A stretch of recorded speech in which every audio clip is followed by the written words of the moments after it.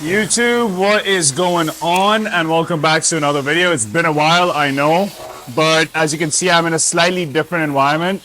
Right here, show you guys a view. Right there, look at that, not too bad. But I have moved into my new apartment, so it has been a little hectic. I've been really busy with work. There's a lot of construction happening down there, so excuse the noise, please, but I hope you bear with me. But today is going to be a full pull workout. So I'm going to be doing a voiceover of everything I'm doing in the gym. I'm going to be recording almost all my sets, or as many as I can. And I'm just going to be taking you guys to everything I do. So I have started a new split recently. It's a push-pull legs, rest day, upper lower split. So I'm training 5 days a week. That's what I usually do. And I think now the emphasis and the focus is going to be on control and slowing down the movements and feeling each and every single rep rather than lifting as much weight as we can. Because that's been the focus for the past 6, 7, 8 months for me. So I'm trying to shift the focus and actually feel the muscle a lot more and really focus on the eccentric motion, or like the lowering phase, just so that I can stretch it out, create more muscle damage, and see the results. I've never really trained that way. I've always trained for strength and lifting as much as I can. It's going to be a little different, so let's see how that goes. But I hope you guys enjoy the video. If you are new around here, my name is Ansh, and all I do over here is try to make getting in shape and building muscle, losing fat as simple as I can for as many people as I possibly can. So sit back, relax, enjoy the video, take some notes, and don't forget to leave a like, share, and subscribe to the channel. And also click that bell notification down below. And I'll see you guys in the gym for a full pull day. Alrighty, and welcome back to this pull workout voiceover that I have for you guys. So we start the workout off with a chest supported row with the dumbbells, as you can see. And as I mentioned earlier, with this training phase, my goal is to control the weight as best as I can. So, and essentially the tempo that I'm aiming for on every single rep and every single set for every single exercise is a 1, 1, 3, 1, which means 1 second on the way up, a 1 second pause, if that, 3 seconds on the way down, and a 1 second rest. That essentially allows me to focus on the negative, because that is where you cause the most muscle damage throughout the range of motion. So as you can see, this was the first exercise we did, speeding up the setup process a little bit for you guys so that you don't get bored. And the focus over here is just elongating and stretching the muscle as much as we can at the bottom, right? So like I said, that is where you break down the most amount of muscle tissue. And this exercise is absolutely perfect for isolating that upper mid back, because your chest is your upper body is essentially locked in place, and you don't really have any room for cheating. So you can drive those elbows back and really squeeze the back as hard as you can. So we went for about 3 sets of 8 to 12. I think it was 10 to 12 actually. Yeah, 3 sets of 10 to 12. And we were pushing past failure. So once we hit failure, we were doing a couple of long length partials at the bottom. Then we moved into close grip or neutral grip pull-ups. As you can see, the same exact tempo and the same exact cues for this exercise too.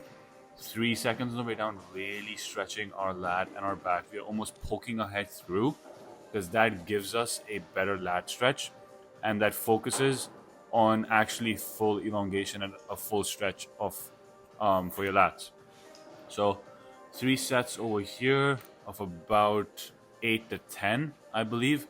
At this point, usually I always do pull-ups at the start of my workout, but today, since my focus for this phase is to develop my mid back and my lats being my strong point, I thought that, I think I might switch the 2 exercises around and go pull up second, because that's probably my stronger point.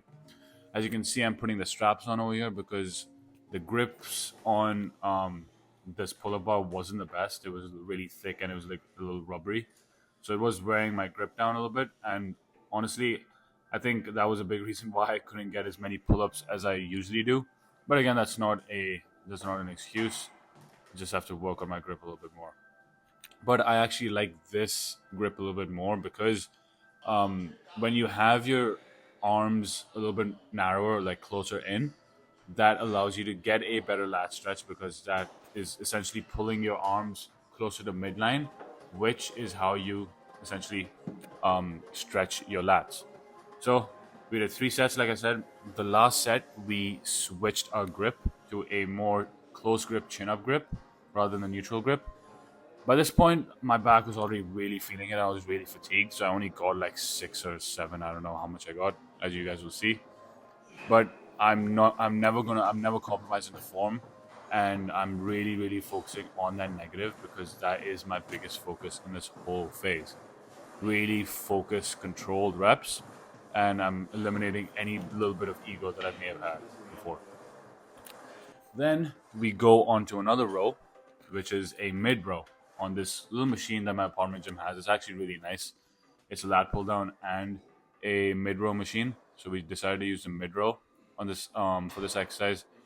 And we're going basically from a row to a pull down or like a vertical pull to another horizontal pull. So horizontal pull, vertical pull, horizontal pull. Um, because my mid back and my upper back are my two biggest focuses. So again, same concept applies. I will repeat myself a million times if I have to, guys. Stretch, stretch, stretch. I want to focus on the negative for 3 seconds. Again, my chest is supported on this one, so it's very hard to actually cheat, which is great because then we can focus on the actual exercise. So 3 seconds on the way down, little squeeze at the top. Let it pull your shoulders apart. So something I like saying on like row variations like this one is if your chest is supported, then let it pull your shoulders apart. So imagine the back of like your back is kind of like a fan, and it's spreading it apart. It's spreading your shoulders apart at the top. I mean, at the bottom. That is how you get a full stretch of your back. And as you can see as well, I'm almost leaning forward a little bit to get even more of a stretch. But that is the key. That is how you get an insane back stretch and in turn insane back growth. And my back is definitely getting like coming along. It's definitely become my strong point in my body, I think. But still a lot of work to do. 3 sets over here. We went a little high in reps, around 10, 12, maybe even 15 in that first set. But as you can see right here, look, I'm doing those little partial reps just to force more tension and more damage onto that muscle. It's a great way to add more stress and add more tension at the end of the set without necessarily fatiguing yourself even more because it's just, you're just moving the weight in a smaller range of motion in that lengthened position, and it doesn't really require a whole lot more effort from your muscles. Just a different view over here, a different angle. As you can see, I'm really, really exaggerating that stretch. Please make sure you guys do it if you guys are following along, if you guys want to take as many tips as you can, and if you guys want to follow along in this phase of training that I'm in, make sure you're getting a full stretch on everything, and you want to exaggerate that stretch. You want your shoulders to pull apart, and it should feel like your back's about to tear.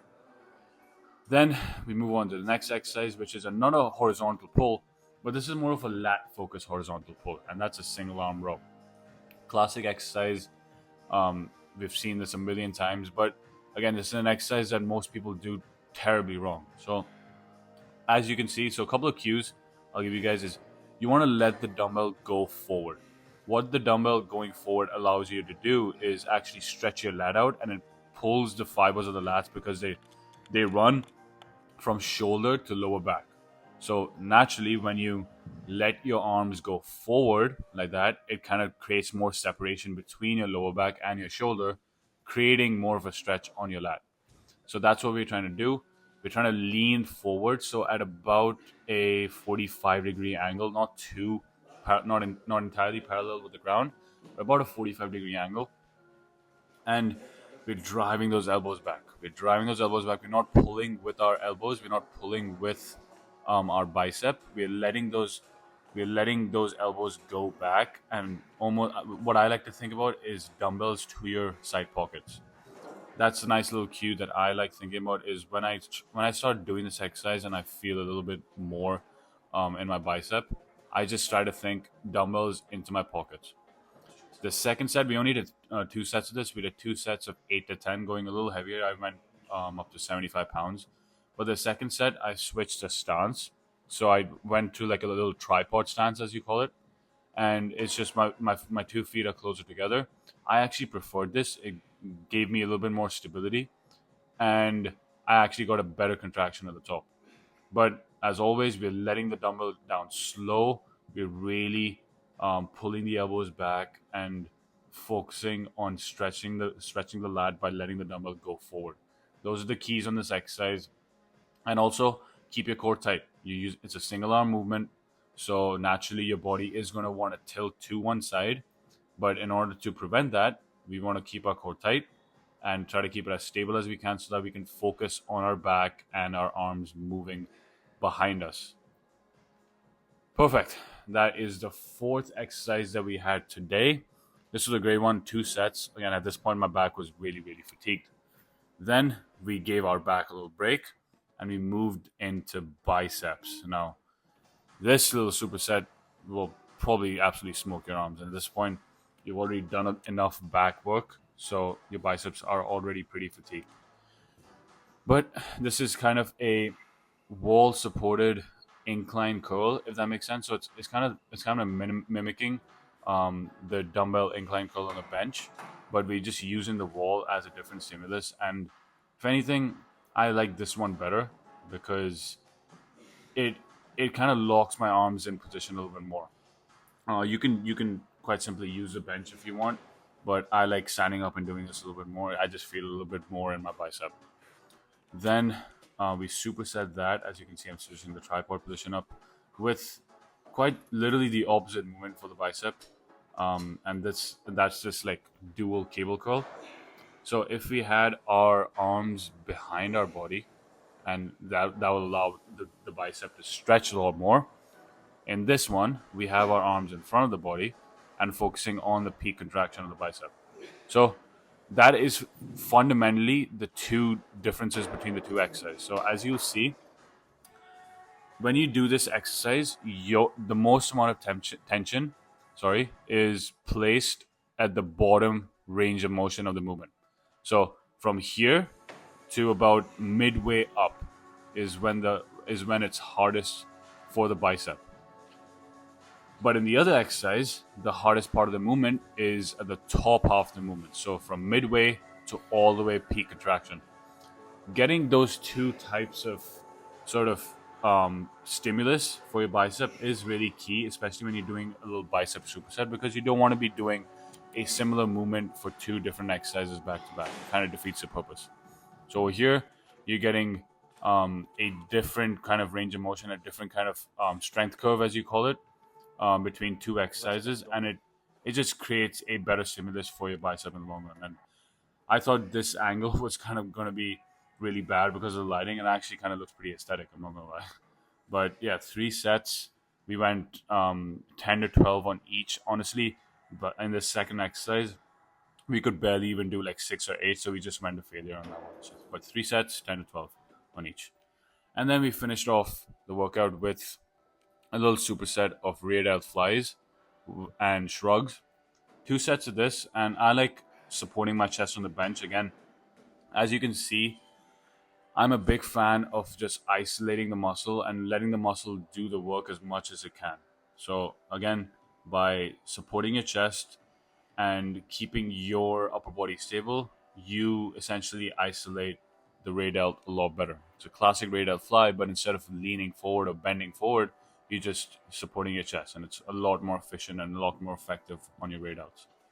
Then we superset that with regular dumbbell shrugs. Again, I'm setting up the tripod for you guys because we're trying to look yoked.